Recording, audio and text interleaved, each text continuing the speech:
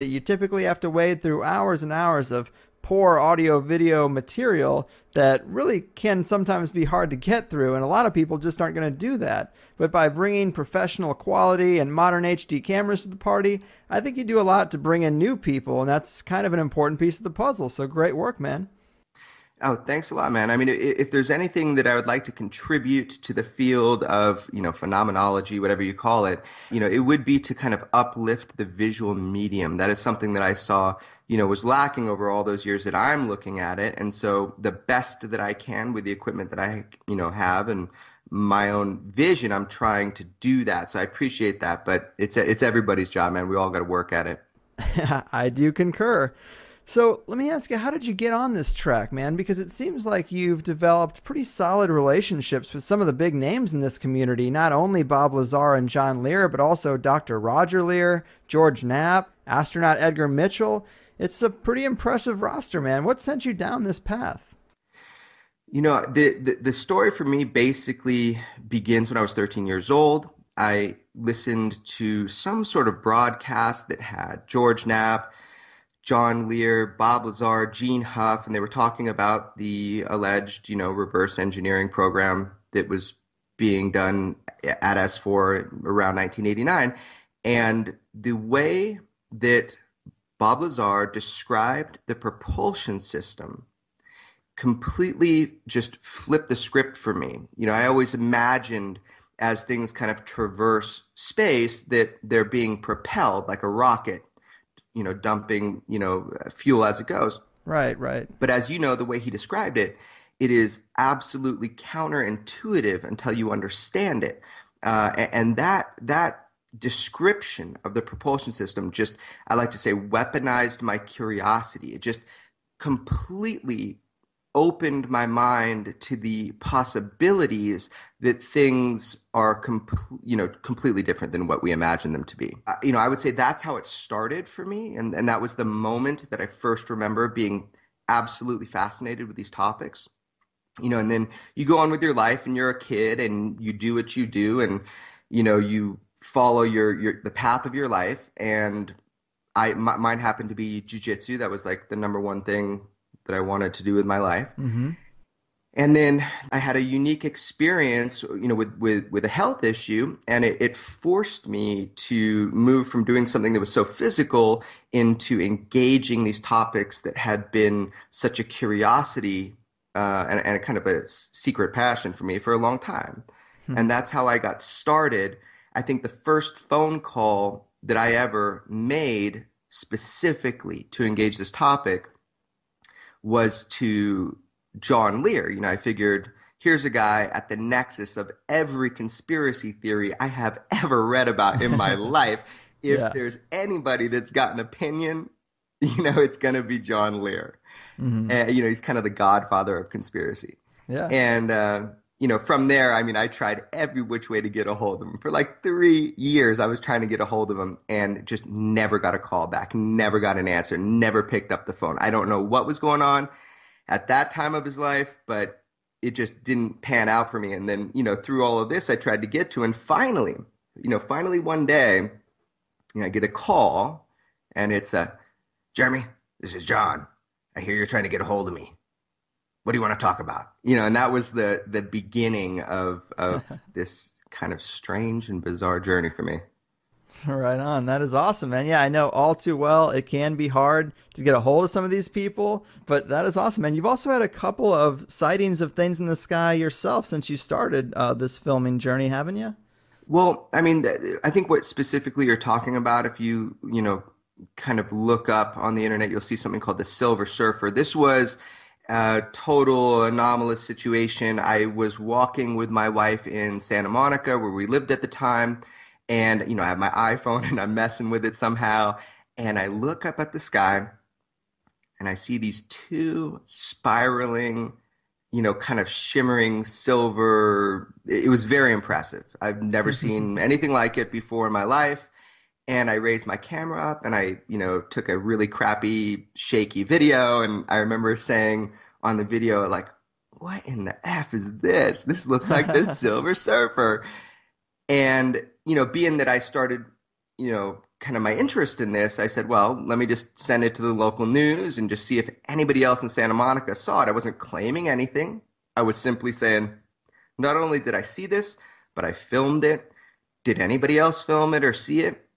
And that kind of started a hailstorm. The media immediately put it up on air right next to Bill Nye, and having Bill Nye kind of analyze my footage. And I was like, oh, this is cool when it started. And then all of a sudden, he comes out with, well, this footage is most likely faked, and he probably superimposed brine shrimp, which I had to look up on Google, which are sea monkeys, into the video. And it made me livid because here I am, really interested in what the truth might be.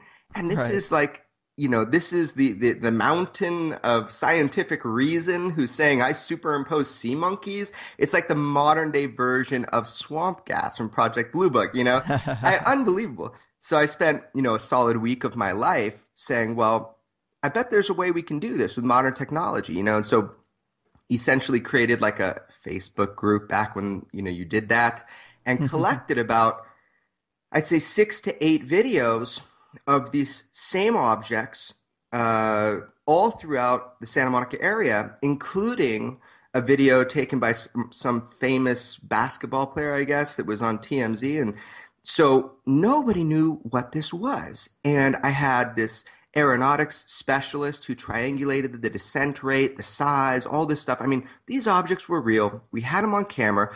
I was never claiming they were extraterrestrial. I was asking, what are they? They're Yeah. UFOs. They're unidentified. Sure enough, finally, I was able to discover that they were Red Bull skydivers with flares on their ankles. And I actually have the video of the diver jumping out of the plane. He was nice enough to give it to me. Oh, wow. Yeah, so that was kind of like my first, kick in the pants. Like, so this is how it's going to be, huh? Hmm. When you start looking into this weird stuff, there's a natural resistance and a way to play it in the media that it not only mocks it, but discredits the people who come forward with information. Yeah, isn't that funny how even though the footage turned out to be something identifiable, you still got a taste of the dismissive nature of the mainstream, a taste of the wrath of the gatekeepers, because I guess you weren't trying to say it was something otherworldly, maybe hoping, but you're just asking the question, Right. what the F is that? And it's frustrating to see the explanations go straight to manipulation, straight to, well, this guy's a scammer. It does suck. But I think in recent years, at least, it's kind of changed for some people. I think they've become a bit more open because they have just better access to a whole host of strange footage captured in the sky.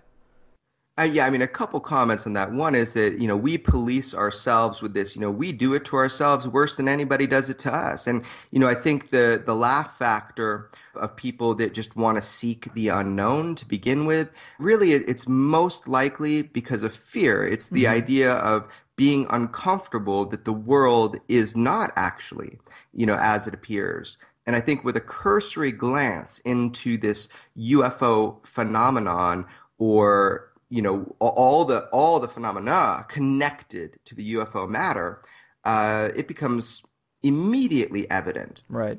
I mean, immediately evident that there's something bigger going on, has been going on since the beginning of recorded human history, and that every watchdog agency on this planet in the intelligence community knows about it to some degree, and has made a point, and we know this through FBI documents, have made a point to make and create a laugh factor, a discrediting force Oh, yeah. so that we self-discredit. It's incredible. Mm-hmm. I mean, they've even got it so finely tuned that the word truther is a negative label to put on someone. I mean, I think that's probably the furthest extent of language manipulation.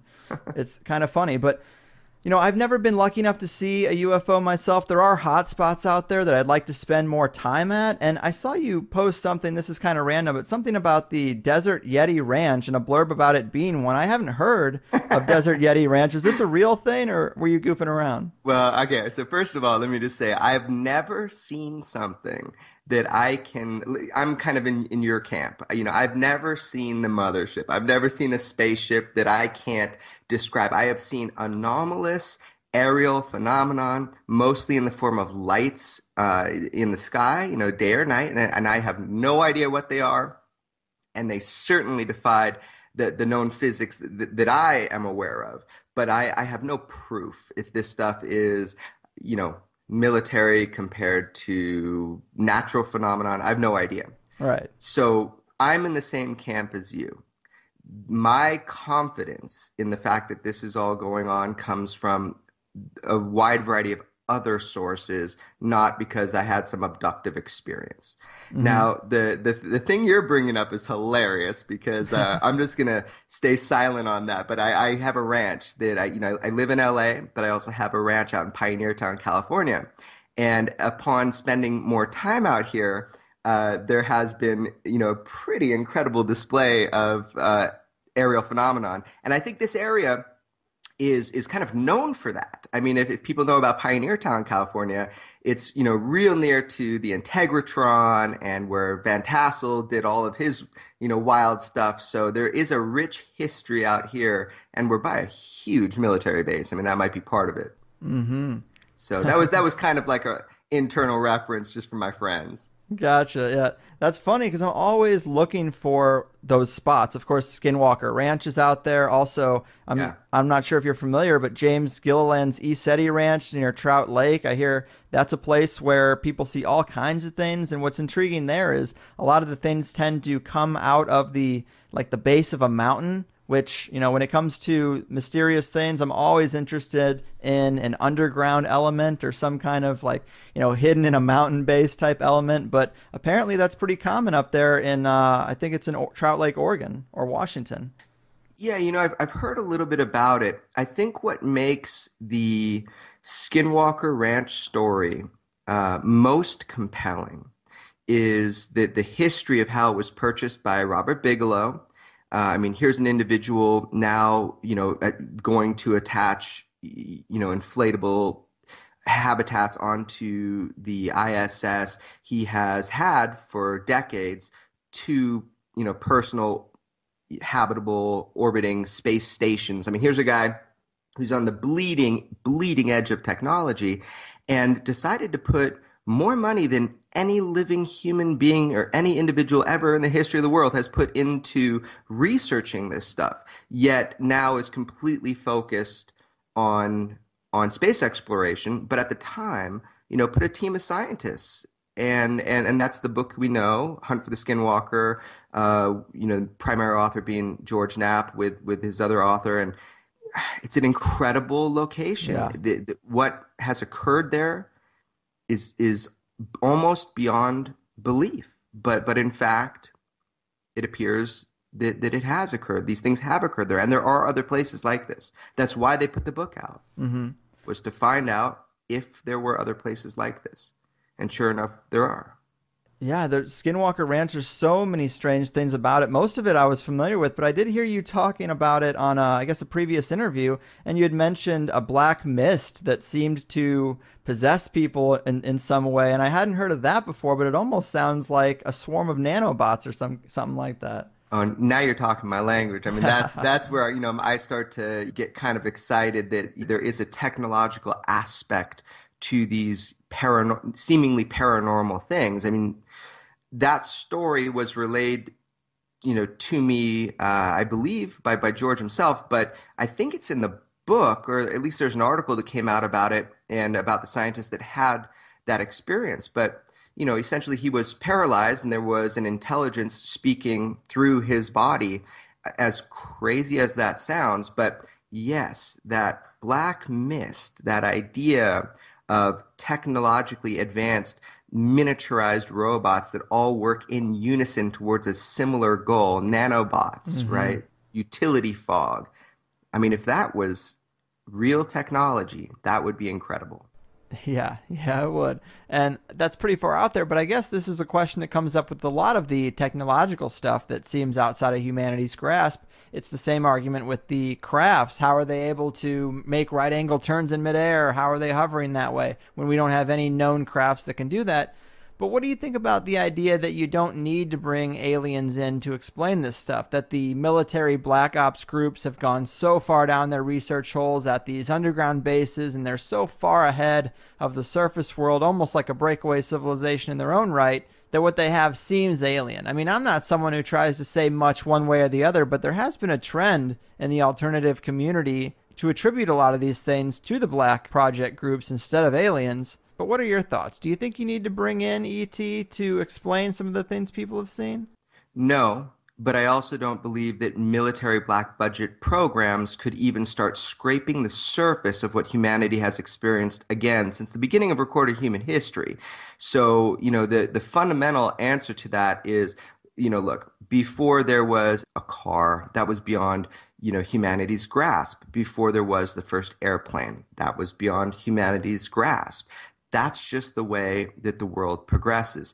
These things that we're seeing, these experiences that we're having that seem technologically advanced to where we are at right now, maybe at one time in human history, we look up and we say, whoa, that must be the gods coming from heaven. Mm-hmm.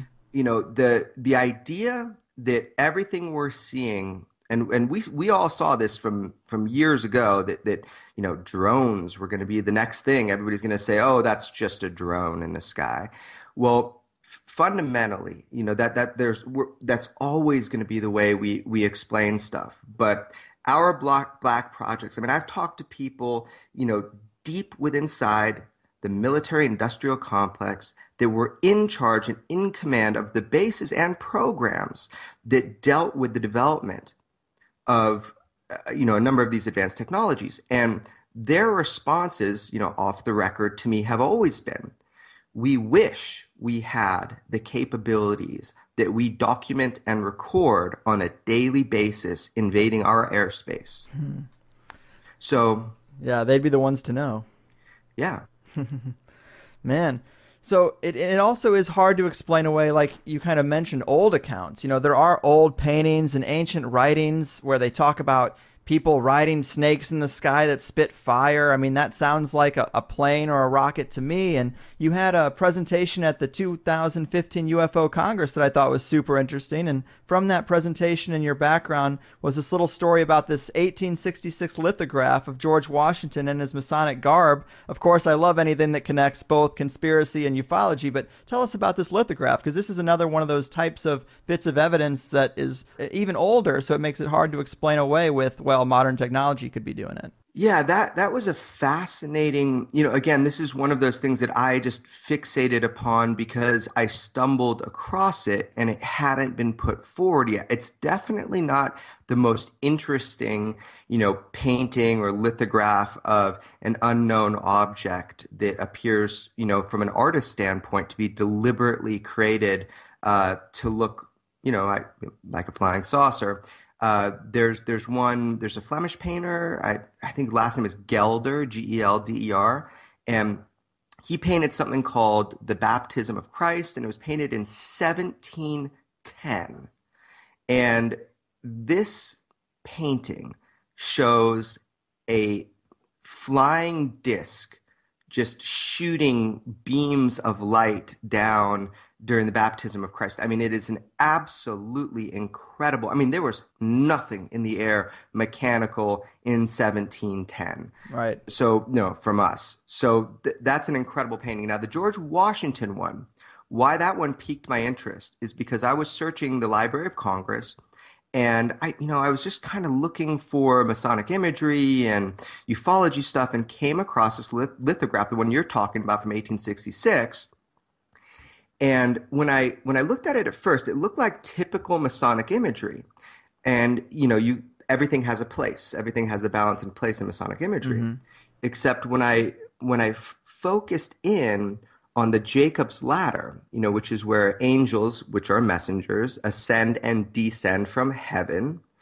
I'm looking at this object, and I started doing color correction and tweaking, and you can see the green, red, yellow, and black paint that was put on, because of modern technology, thank you. And it's amazing. There is and to me, it looks like a ship. Yeah. So again, I'm not making any claims. I'm just saying, hey, raising my hand. I found this. What do you think it is? Right. Yeah. I think those old references are a great counterpoint to that argument that it all just could be a breakaway human civilization, because it gets harder and harder to justify that answer when you go back and you see things flying in the sky from 17 and 1800s imagery. But we talked about nanobots just a minute. I wanted to bring up Nano Man. This was one of the first videos of yours that I saw, Nano Man and his utility fog. And let me read a part of the copy here so people can get some context for this. But a military-funded nanophysicist known for advanced propulsion systems discovers mysterious forces while building a device intended for interstellar space travel. This strange propulsion may provide hard physical proof for the existence of the multiverse. Nanoman also believes he possesses a mysterious metamaterial not created here on Earth. Is this physical evidence of extraterrestrial nanotechnology from a UFO landing site, or has everyone been fooled for some deeper reason? That is an excellent primer, man, and I really loved that video, but how the hell did you find this guy? Yeah, okay. How did I find Nanoman? So I'm calling him Nanoman just for now. I mean, I've got a series of film pieces on his exploits, everything from propulsion systems to, his claims on this utility fog. So it's not like some big secret. He's one of these lucky people that's not under contract, Mm-hmm. where he can do whatever he wants. So at some point, I'm going to reveal that. But how I found him, oddly enough, was through a number of my military friends who were consulting for him. And, they know what I'm interested in. Not that they're interested in it, but they keep their ears and eyes open for me. And they were like, you really should check out what he's doing with propulsion, because I know that's what you're fascinated with fundamentally. And I said, great. I'll check it out. So I went to go interview with him and document some of what he's doing on what he calls the space drive, which is the new short I will be releasing most likely at the 2016 International UFO Congress in the film festival. And it highlights that technology that he has been building, testing, and creating.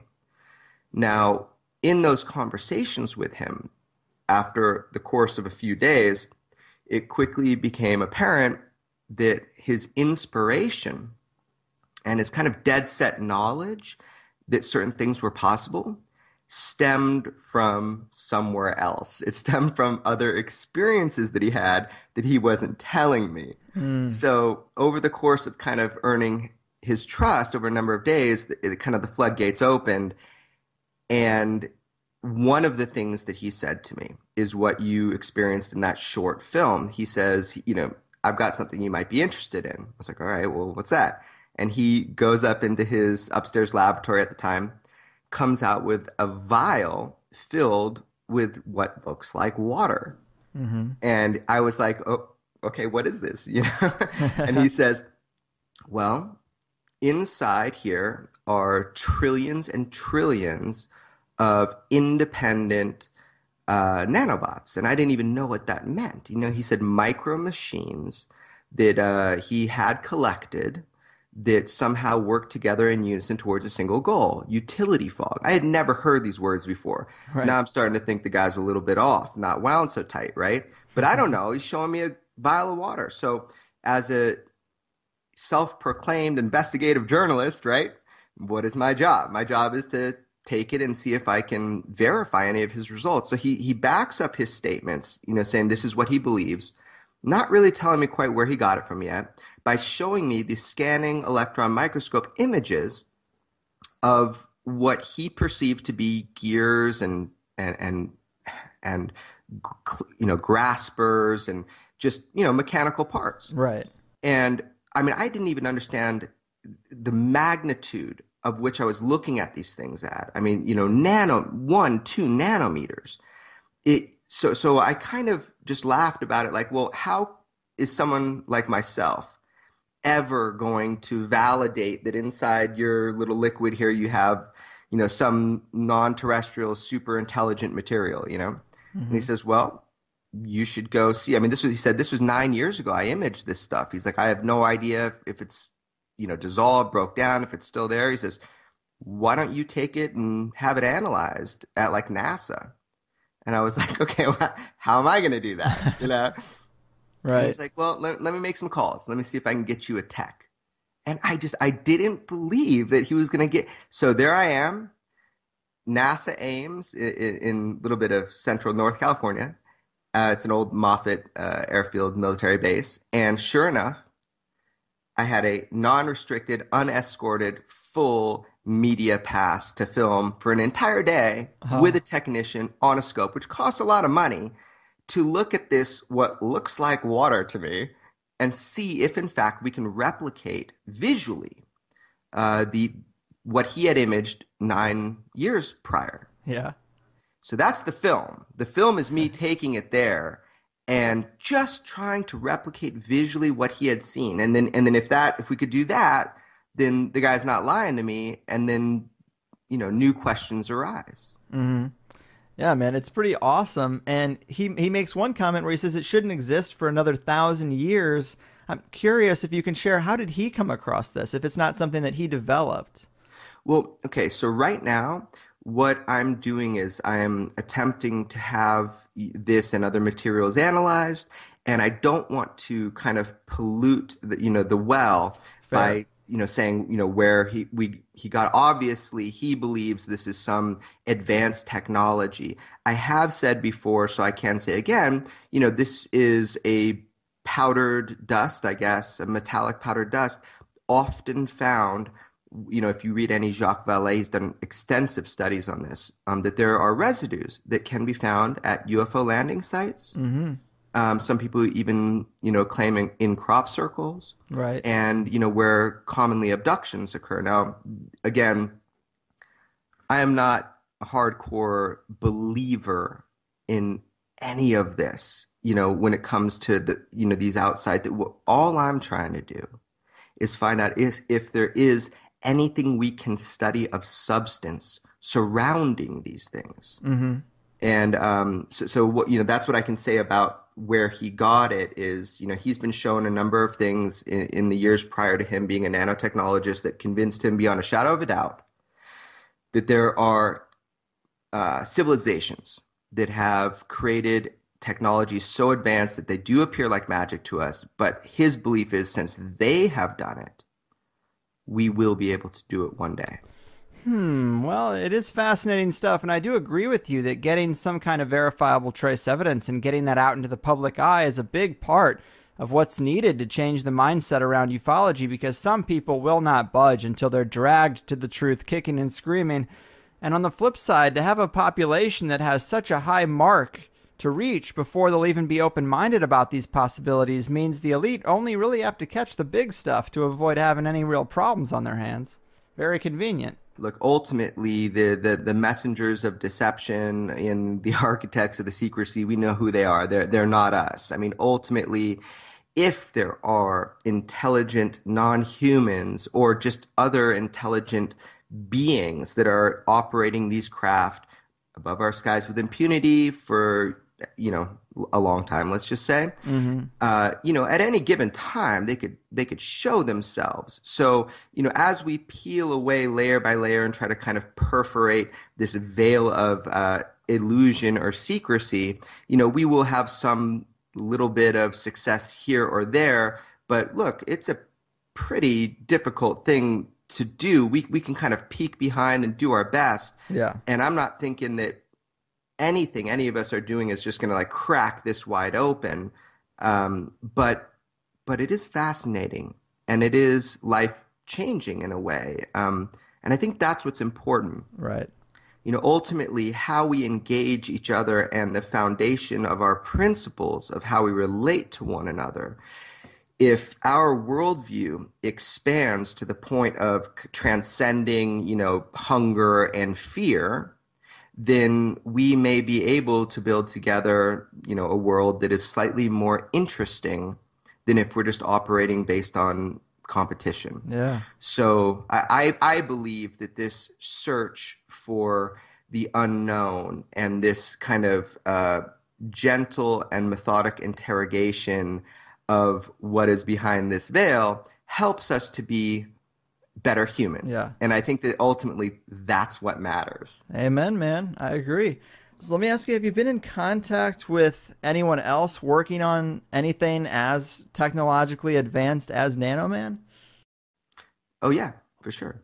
Right on. Can you tell us about any of the other people you've spoken with that have something interesting in their possession? Yeah, I mean, if you're talking about, actual physical proof of non-human intelligence creating some technologically advanced thing, there are a lot of people that claim that. And, most famously is, Bob Lazar and what he worked on using element 115. Mm-hmm. But, there are a number of people. I don't know that we'll ever, I believe real evidence is swooped up and people are threatened just like, at the Brazel Ranch during the Roswell crash. I mean, not a single piece made it out into the public, man. Yeah. So any real proof is like pretty much controlled at the highest level. Um, but what I will say is there are people now working on technologies that we as humans have been told are completely impossible, such as cold fusion. Mm. We know that the fundamental physics of cold fusion holds up, that it exists, but to harness it in a cost efficient and effective way, right? That is kind of the key. Yeah. So with some of these scientists, we call them the invisible college, coined by Jacques Vallée. These scientists that give their time, effort, resources, and materials to help people like myself or any researcher kind of move the needle forward. Okay, so within this group of people, some of the interesting things that I've been exposed to, and I will be putting out films on this stuff, it's all filmed already, is the endeavor to harness cold fusion. There has been great leaps and bounds that have been made in this field specifically due to nanotechnology. And the reason is because we have now metamaterials, alloys that have never existed in, ever in human history. They have never existed. But we can almost perfectly atomically lay down atoms of metals. And in fact, we can now grow metals. I don't know if you saw that. I don't know if you saw that article. It was in Fortune magazine. It was August 25th, 2015. So really recently. Right. And there was a startup company called Maju Metal, and they are growing high performance metals using, Yes. yes, electricity and nanotechnology. And it's cheap and it's efficient and it's effective. And I actually asked Bob Lazar about this process because it dawned on me this is exactly what Bob was saying in 1989, that it looked like an injection mold, that maybe it was grown or something, this craft that he worked on. Mm-hmm. And his exact quote is, "This is quite possibly exactly how the craft structure was formed. And I think it's potentially a very important connection." He said that on September 3rd, 2015. So essentially, in the long way around answering your question, yes, I've been exposed to some really badass technologies. And what I think is when you just read the media and you see how these metamaterials that have never existed before have unique principles, and now we're being able to grow them, metals, Mm-hmm. the leaps and bounds, man. We are on the Yeah. precipice. Yeah, man. Let's talk Bob Lazar a little bit. I mean, obviously, a legend in this realm, claimed to have been involved in the back engineering of an alien craft at the S4 base near Groom Lake. He's been out there for over 25 years, really, as a whistleblower for this. What are your thoughts on Bob and his story? It's kind of controversial. Yeah, I mean, I think it's very controversial because, you have inconsistencies, you have deception, you have people of high credibility protecting their previous statements just, to save face. You have, people like George Knapp for 25 years knocking on doors, cracking this case open, never letting it go. And, it's amazing. Bob came out and told a story. And sure, there's a very human element to this story. And Bob is not a very open person. So he has not remedied a lot of the BS that has gone around, which he easily could. But are you aware of the Dr. Krangle interview that I recently put out? I heard you talk about it on a previous show, but I was going to ask you about that as a way to kind of back up Bob Lazar's story. But yeah, please let us know about Krangle. Yeah, I mean, look, my thing was not just to back up Lazar's story. I mean, I thought it was amazing, and I actually went in to meet, John Lear and George Knapp, and I just thought it was going to be these guys just messing with everybody. Honestly, I didn't have an opinion. I just was, there seemed to be so much chaos around this story that I had deep skepticism. Mm-hmm. I don't even know where to start with the Lazar story, just essentially that where I'm standing now, that's kind of what I think is important. I've looked into this case probably more than anybody other than, George Knapp. Mm-hmm. And, and he has, again, been my mentor through everything. It's pretty unbelievable what he has done that people just don't even understand, how much he's committed to investigating the unexplained rather than explaining the uninvestigated, as he likes to say. Yeah. But with the Lazar case, I no longer have the luxury of disbelief.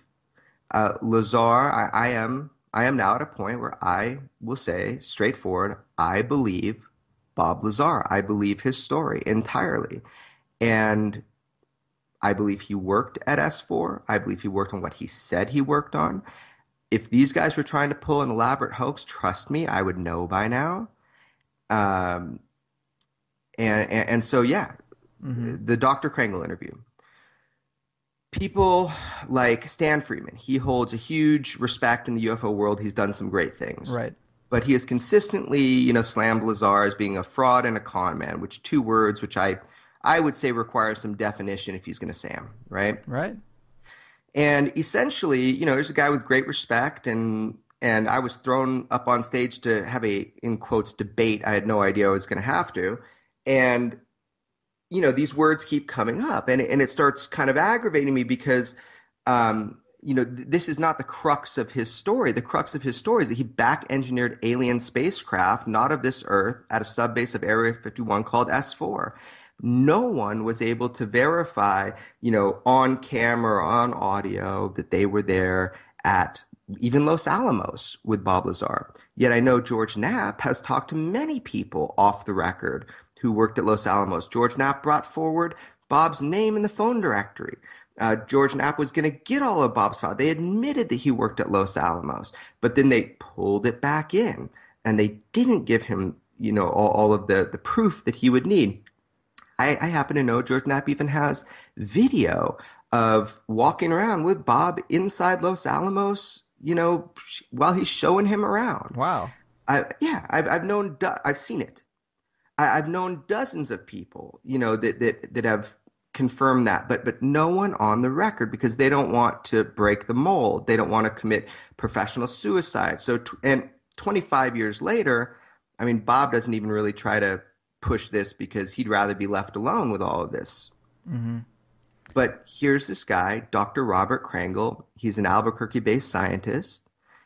He reports to have his doctorate from MIT from 1973 in semiconductor physics. He's been an engineering consultant at Sandia Labs, Los Alamos since the 80s. He still works there from time to time. He verified and showed me his credentials from his work at White Sands, China Lake, and even contracts he filled that were distributed by Homeland Security. So this is a real scientist, bona fide, who tells me the story of working at Los Alamos in the 80s with Bob the nuclear physicist, in quotes. And he said that we all knew Bob. We all knew he committed professional suicide when he spoke out about what he was working for the military. And he made it abundantly clear that he was in security briefings with Lazar at Los Alamos, and Lazar was a physicist. And this is the first person to go on record. The first person. So what that proves is Lazar worked at Los Alamos. So people like Stan can no longer say, oh, he was probably the janitor. Right. I had heard that argument, and I guess, yeah, I mean, the major issue, the thing that seems to be the big thorn in the side of this story revolves around the records, or at least that's what people are making it about. He has no IDs or cards from MIT or Caltech, the school that he says he went to, but I fully believe that the shadow state can erase a person's records. And if I had to prove that I went to Mizzou with documents that I have in my possession now, I might actually struggle because I don't hold on to stuff like that. But has this issue of the records ever really bothered you? Yeah, well, there's a difference between the records and the claimed education. The records have never been an issue. We already, we know that. I mean, this is something that, like, why would I ever say this? But I mean, I talked to the medical staff at Los Alamos, one of the medical staff, and was verified that Lazar has his whole medical charts that I've never publicly said that. All these little breadcrumbs, the records that he worked at Los Alamos, we have the records. Mm-hmm. Now the question is, did he then work at S4, this subbase? And we can get into that and why, what he said has been kind of, trickled out and verified over all this time. But, the records haven't been the problem. The education is what people have a problem with. Bob claimed certain things, like a degree from MIT, blah, blah, blah.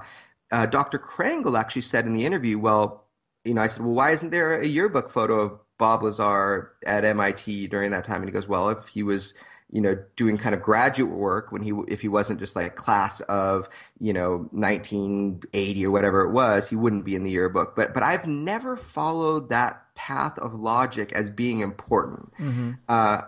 Let's pretend the worst.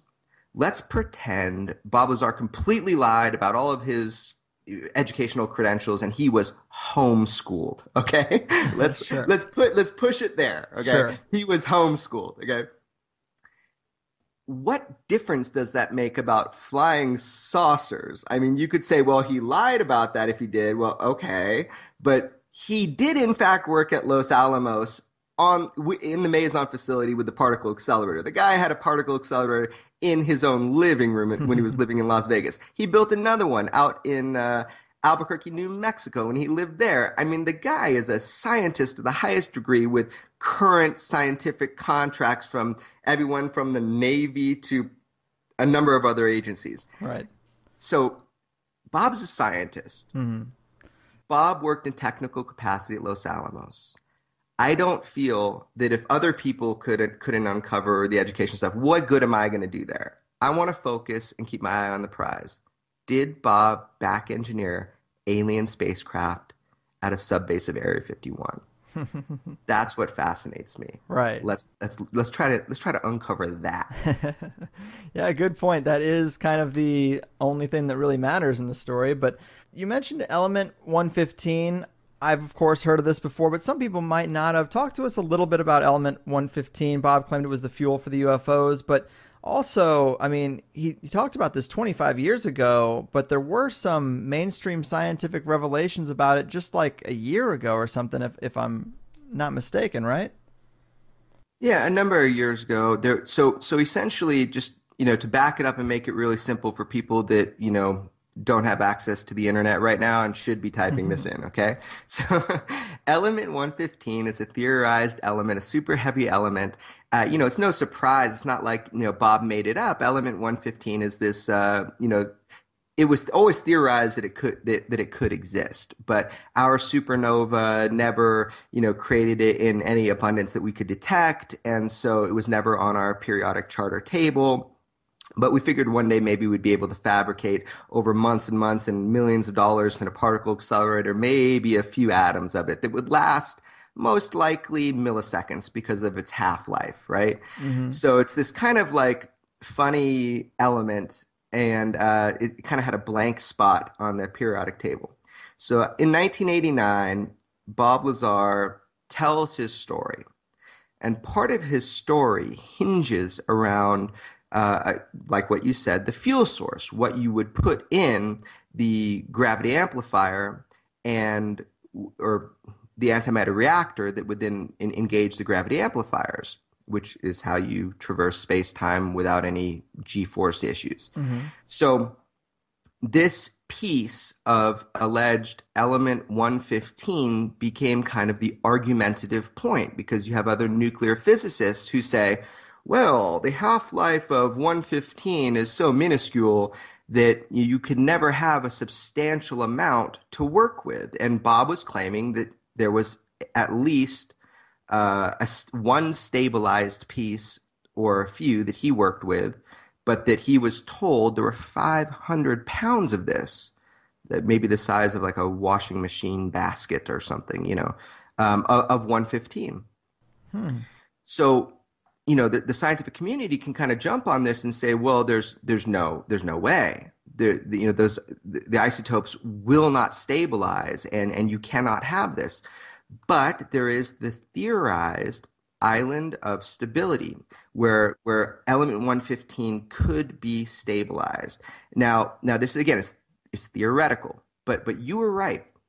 A number of years ago, there were scientists that did this process, and they bombarded uh, in a particle accelerator, and were able to manifest a few atoms of this, which quickly deteriorated into nothing. So this is like the number one thing that people fight with when it comes to Lazar's 115 argument. The thing that people forget is that Lazar never claimed that we made the 115.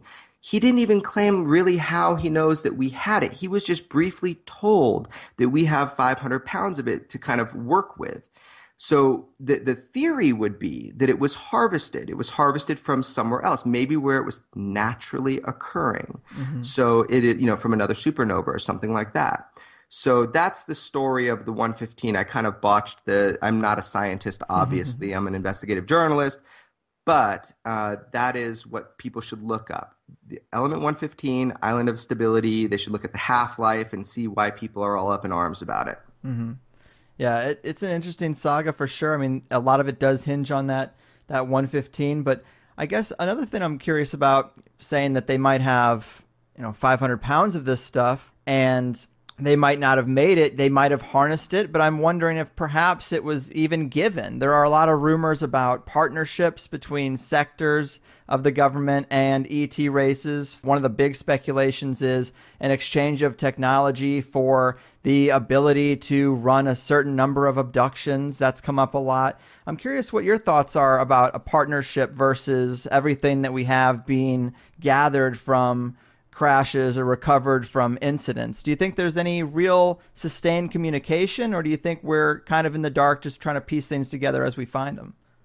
Yeah, I mean it's a fascinating question, and just to reiterate, it's not he said we harvested it, or we sorry, it's not that he said we harnessed it, it's that maybe it was harvested. So if element 115, this stabilized element 115, isotope, that's the word. If it has the right isotopic combination, it's Hmm. theorized it can be stabilized. That was the word I was looking for earlier. So essentially, if we did have this significant amount of stabilized element 115, Bob himself theorized that it must have been harvested, from somewhere else. And if it was harvested from somewhere else, maybe where it was naturally occurring in another supernova, then it must have been brought here as cargo. And if it was brought here as cargo, I mean, most likely we didn't shoot down some advanced technological machine. I mean, it's possible, I guess, but it seemed to me if we did actually have nine of these craft in hangars that looked like right off the factory line, that somehow they were exchanged or given to us. And I can make that assumption maybe with this 115 if it does exist in the form and way in which it's described. So, is there a program of relation between humanity and non-humans that's been going on for some time? And is it part of our government or even a sub-government within our government? Your guess, buddy, is as good as mine. I mean, I don't know, but all arrows point to there's got to be some sort of communication for us to have this kind of vast amount of technology from another world. Hmm. That alone is one of the reasons why Bob Lazar felt he had to come out. Hmm. Was that fact alone, that we have technological craft from another star system, from other beings, that is something that people, should be able to know. Hmm. Interestingly enough, when we're talking about the idea of, is there an exchange program? is there information out there that's being guarded about this program? It makes you think of Gary McKinnon and Yes. yeah, and as a whistleblower, the things that he brought forward about non-terrestrial officers and the idea of cargo ships and transport lists, and I mean he knew where to look. It's pretty that's a pretty amazing story, and that brings us into Snowden and his recent comments. Did you happen to hear about his extraterrestrial encryption comments? I saw the headlines. I didn't dig too much into it though, but tell us what he said. Okay, well, why this is fascinating is because I think he really stepped in crap accidentally here. I don't think he meant this to be picked up like this. But September 18th, 2015, he was on Neil deGrasse Tyson's show that he hosts called Star Talk. I think it's a podcast. And, Snowden said, and I actually have the quotes, it's interesting.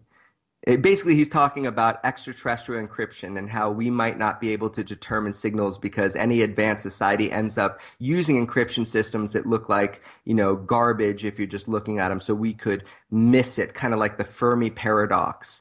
The Fermi paradox is essentially the assumed contradiction between the high estimates and probability of the existence of extraterrestrial civilizations and the cosmic silence. Like, where are all the school buses from another planet showing kids Earth, right? So Right, right. that was the Fermi paradox. So, with Snowden's comments, which I got it right here, I'll read it to you. So if you have an alien civilization trying to listen for other civilizations, or our civilization trying to listen for aliens, there's only one small period in the development of their society when all of their communication will be sent via the most primitive and most unprotected means. Because, we're talking to a security expert here. He continues, he says, so when we think about everything that we're hearing through our satellites or everything that they're hearing from other civilization, if there are indeed aliens out there, he adds, all of their communications are encrypted by default. So what we are hearing, it's actually an alien television show or, a phone call, is indistinguishable to us from cosmic microwave background radiation. So that was his exact quote. Right And on. yeah, and like what I thought was so fascinating about that is, he's essentially saying there's this brief moment in a civilization's time where we'll be able to pick stuff up because encryption will just become an everyday thing and it will be indistinguishable from, background microwave cosmic radiation. Um, it made me think that people have theorized that in the Snowden leaks that there's going to be some UFO stuff. I think that is total BS. The NSA systems that Snowden had access to is kind of like the internal intelligence internet of sorts, was really low level. If you think about it, Snowden was a systems analyst, a cyber strategist. He was not the overlord of the Black Project Empire.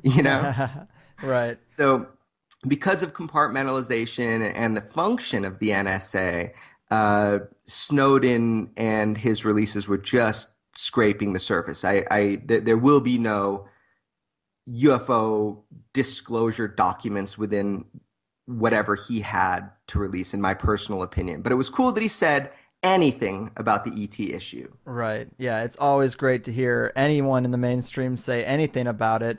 I know recently, God, Clinton was on one of the late night talk shows and he said something and everybody pounced on it. It was just like one sentence or something about the possibility or that he sent one of his guys to go look into it. And I know all our mouths are watering. We want to hear ex-presidents, current presidents, anyone in positions of authority or positions of having special access to knowledge. We want to hear them even talk about it, even anything, and it is crazy that someone says one thing and that gets talked about for the next 2 decades. In fact, though, the Clinton thing was interesting, and here's why. I agree with everything you just said, but Clinton was an interesting president in that he actually did. One of his first things he did in his presidency was he sent one of his primary aides to go get information on Area 51 and about it. I mean, he has interest in ETs. And he was denied access. And this is what is so astounding, I think, to people. It was to me. It was mind-boggling that the president of the United States does not have necessary. They might have the level of security level, but they don't necessarily have the need to know. Mm-hmm. So presidents such as Clinton have been denied access to fundamental things like Area 51. Right. I mean, it makes sense. They're there for 8 years max, but it was astounding when I first kind of grasped that there are people within government who will sustain their roles far beyond that of the president of the United States, mm-hmm. and that they have power to even tell the president that they may have clearance, but they don't have the need to know. Yeah. I'm with you there. And another thing about Clinton that's really interesting. See, I know what your thoughts are. Well, I have a good idea what your thoughts are about the moon landing. And this isn't necessarily about the moon landing hoax, but this is an interesting quote from Bill Clinton's book. He said, just a month before Apollo 11 walked on the moon, an old carpenter asked me if I really believed it happened. I said, sure, I saw it on television. He disagreed. He said that he didn't believe it for a minute and that them television fellers could make things look real that weren't. Back then, I thought he was a crank. During my 8 years in Washington, I saw some things on TV that made me wonder if he wasn't ahead of his time. I mean, that's a pretty cryptic statement to come from a president. That's bold. There's no need to write that in a book, you know? I don't think it's cryptic at all. I think what he's saying is you should doubt everything, and you should doubt things even such as the moon landing. And that was a kind of problematic thing for me when I went out to go spend a few days filming with Dr. Edgar Mitchell, allegedly the sixth man to walk on the moon. Mm-hmm. Now, I've never really made a statement on this, so I'll just, be clear. I'm not, although I find it fascinating, I'm not one of those people who is like, we never went to the moon, like a lot of my, friends are. I think we had the technology to do so at the time. I think there were huge programs of people that were, dedicated to it.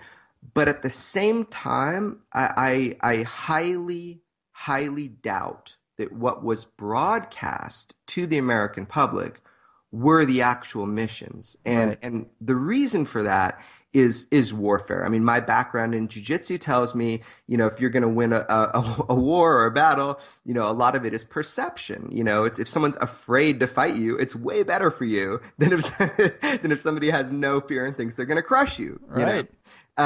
So essentially with, the moon landing stuff, it's fascinating. It's outside of my scope of expertise of knowledge. But at the same time, if I were doing it, what I would do is I would not risk a public broadcast, error in the spacesuit of one of our hero astronauts when the entire space race was based around a war of ideals. It was a psychological war more than anything. Right. And then the possibility that they would just die on live TV. No, what I would do is I would do my missions if that was important, and then I would, show the public the perfect, footage to make them understand that we won. Right. Yeah. I mean, especially decades before the internet, it'd be really risky to try to do that type of broadcast. I guess I'm kind of with you there. I think that the footage seems manipulated. Whether or not there's a real mission behind that footage, I mean, that's impossible to say because we have nothing to look at and judge. You can judge the footage and see if you see some things in it that seem odd, like, there being no impact crater underneath the module or there being no tracks near the rover. I mean, those things are interesting. There's also seems to be some duplicate backgrounds if you put the mountainous ridges up against each other. So that stuff could all be on a soundstage, and that doesn't necessarily mean there wasn't a real moon mission. I'm with you there. And I guess it's about winding down time. Jeremy, this has been awesome. Again, great work. Is there anything you're going to be working on next that you'd want to let the people know about? Yeah, I'm always gentle with what I say is coming next because I'll say one thing and then I'll get hit with, this barrage of, another story that breaks through.